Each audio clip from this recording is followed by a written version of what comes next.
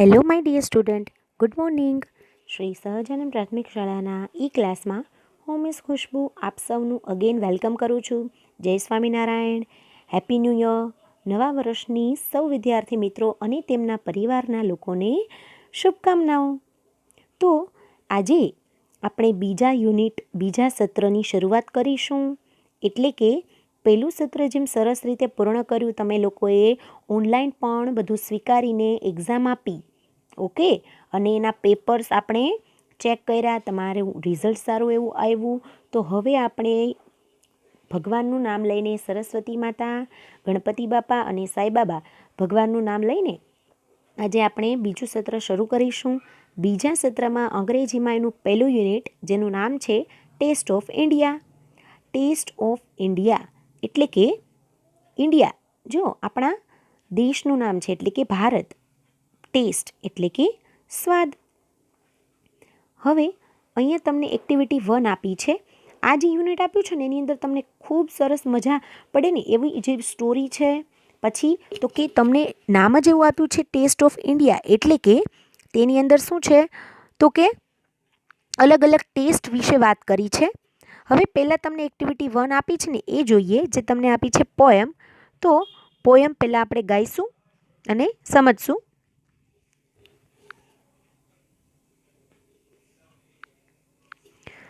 અ mind activating game. Mind એટલે શું થાય તો કે મગજ થાય. એક્ટિવેટિંગ એટલે શું તો કે સક્રિય રહેવું. ઓકે, અ માઇન્ડ એક્ટિવેટિંગ ડે એટલે કે દિવસ. એક સરસ મજાનો દિવસ. કેવો તો કે આખો દિવસ મગજ કેવું રહ્યું તો કે સક્રિય રહ્યું, કામ કરતું. જો વાંચી આપણે, મારી સાથે ગાવાની છે તમારે. I went to the city to see Mrs. Sweetie. She gave me a rupee to buy a toffee. The toffee was sour, so I bought a flower. The flower was dead, so I bought some thread. The thread was thin, so I bought a pin. The pin was sharp, so I bought a harp. The harp would not play, so I gave it away. I went back to the city to see Mrs. Sweetie. હવે જો તમને આ બાજુમાં એક picture આપ્યું છે. I went એટલે અહીંયા જે એક ચાઇલ્ડ છે, એક છોકરો છે ને, એ શું કહે છે? વેન્ટ. હવે જો ગોનું ભૂતકાળનું રૂપ શું થશે? વેન્ટ. એટલે જે આ તમને પોએમ આપી છે ને, એની અંદર તમને એવું કીધું છે કે હું સિટી એટલે કે શહેરમાં ગયો, અને ત્યાં ટુ સી મિસિસ સ્વીટી કોને મળ્યો તો કે શ્રીમતી સ્વીટીને મળવા ગયો શહેરમાં. પછી કહે છે શી ગીવ મી અ રૂપી, તેમણે મને રૂપિયો આપ્યો. શું લેવા તો કે to buy a toffee. Buy એટલે કે ખરીદવું. ટુ બાય અ ટોફી તો કે તેમણે મને રૂપી એટલે કે રૂપિયો આપ્યો ચોકલેટ ખરીદવા. જુઓ પિક્ચરમાં પણ દેખાય છે. પછી કીધું છે ધ ટોફી વોઝ સોર. અહીંયા જો સોર એટલે શું થશે તો કે કડવું થશે. સોર એટલે થાય ખાટું થશે. તો જે ચોકલેટ છે કેવી નીકળી? ખાટી. ધ ટોફી વોઝ સોર, સો આઈ બોટ અ ફ્લાવર. તો તેણે શું ખરીદ્યું તો કે ફૂલ ખરીદ્યું, એટલે કે ફ્લાવર. પિક્ચરમાં જુઓ, પહેલાં ટોફી ખરીદે છે, દેન ફ્લાવર. હવે અહીંયા કીધું છે the flower was dead. Dead એટલે કે કરમાઈ ગયેલું. જે ફૂલ હતું એ કેવું નીકળ્યું તો કે કરમાઈ ગયેલું. પછી તમને કીધું છે સો આઈ બોટ સમ થ્રેડ. તેથી તેણે શું ખરીદ્યું? થ્રેડ. થ્રેડ એટલે કે દોરો અથવા તો દોરી. નેક્સ્ટ કીધું છે the thread was thin. Thin એટલે શું થશે? થીન એટલે કે પાતળું. તો દોરો તો પાતળો હતો, તેથી તેણે શું ખરીદ્યું? So I bought a pin. દોરો પાતળો હતો એટલે એણે પિન ખરીદી. તો જો પિક્ચરમાં હવે પિન બતાવે છે. પછી કીધું છે the pin was sharp. Sharp એટલે કે અણીવાળી. પિન કેવી હતી? એકદમ તીણી, અણીવાળી હતી. તેથી ભાઈએ શું ખરીદ્યું?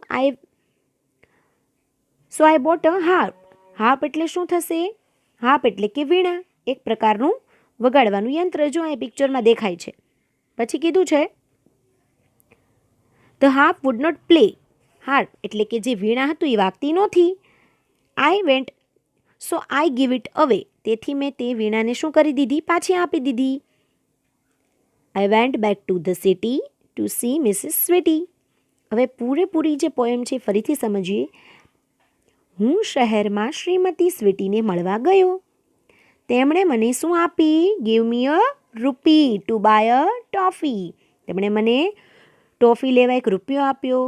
ટોફી નીકળી સોર એટલે કે ખાટી. તેથી એણે શું ખરીદ્યું? ફોલ એટલે કે ફ્લાવર. ફ્લાવર વોઝ ડેડ એટલે કે ફ્લાવર કેવું નીકળ્યું? તો કે કરમાઈ ગયેલું. તેથી તેણે શું ખરીદ્યું? થોડો દોરો. દોરો કેવો નીકળ્યો? તો કે થીન એટલે કે પાતળો. તેથી તેણે શું ખરીદ્યું? અ પીન એટલે કે પીન ખરીદી. પીન કેવી હતી? શાર્પ એટલે કે અણીવાળી. તેથી તેણે શું ખરીદ્યું? તો કે હાર્પ. હાર્પ એટલે કે એક વીણા, વાજિંત્ર. હાર્પ શું કરતું હતું? તો કે એ પ્લે કરતું નહોતું, વાગતું નહોતું, એટલે એણે એને પાછું આપી દીધું. અને પછી ફરીથી પાછો શ્રીમતી સ્વીટીને મળવા શહેરમાં ગયો. તો આ એક પોએમ છે. પછી જોઈએ ક્વેશ્ચન નંબર બી કીધો છે. ટેક્સ્ટબુકમાં જોજો, કવિતામાંથી શબ્દ જોડીઓ શોધી લખો. અહીંયા લખવાનું છે એક્ઝામ્પલ પ્રમાણે સિટી, તો સ્વીટી. એવી રીતે અહીંયા રૂપી, તો આન્સરમાં શું લખશો તમે? ટોફી. પીન તો થીન. સોર તો ફ્લાવર. ડેડ તો થ્રેડ. શાર્પ તો હાર્પ. પ્લે તો અવે. તો આવા શબ્દ જોડી તમારે પેર બનાવીને લખવાનું છે. પછી કીધું છે કે કોઠો પૂર્ણ કરો. આઈ give back and it was. Give back એટલે કે પાછું આપી દીધું, ને ઇટ વોઝ એટલે કેવું હતું એ જોવાનું છે. જો એક્ઝામ્પલ આપ્યું છે ટોફી એટલે કે ચોકલેટ કેવી હતી? સોર એટલે કે ખાટી. એવી રીતે ફ્લાવર તો કેવું નીકળ્યું? તો કે કરમાઈ ગયેલું, એટલે લખીશું ડેડ. પછી થ્રેડ એટલે કે દોરી કેવી હતી? તો કે થીન એટલે કે પાતળી. પછી આપ્યું છે પીન, તો પીન કેવી હતી? શાર્પ એટલે કે અણીવાળી. પછી હાર્પ એટલે કે વીણા, તો હાર્પ કેવી નીકળી? તો કે વુડ નોટ પ્લે, વાગતી નહોતી. તો આ આન્સર તમારે લખવાના છે, અને એનો જે શબ્દ છે એનો ઉપયોગ કરીને તમારે સેન્ટેન્સ બનાવવાના છે. જો એક્ઝામ્પલ આપ્યા છે, I give back the toffee, it was sour. I gave back the flower, it was dead. એવી રીતે જેટલા બી અહીંયા વર્ડ્સ લખ્યા છે ને એના સેન્ટેન્સ બનાવવાના રહેશે. અહીંયા જો લખ્યું છે મેં, I give back the thread, it was thin. I gave back the pin, it was sharp. I gave back the harp, it would not play. તો આજે આપણે એટલે સુધી રાખીએ છીએ. નેક્સ્ટ લેક્ચરમાં એક્ટિવિટી 2 ભણીશું. ત્યાં સુધી હસતા રહો, ખુશ રહો, તમારું ધ્યાન રાખો. આવજો, ટેક કેર.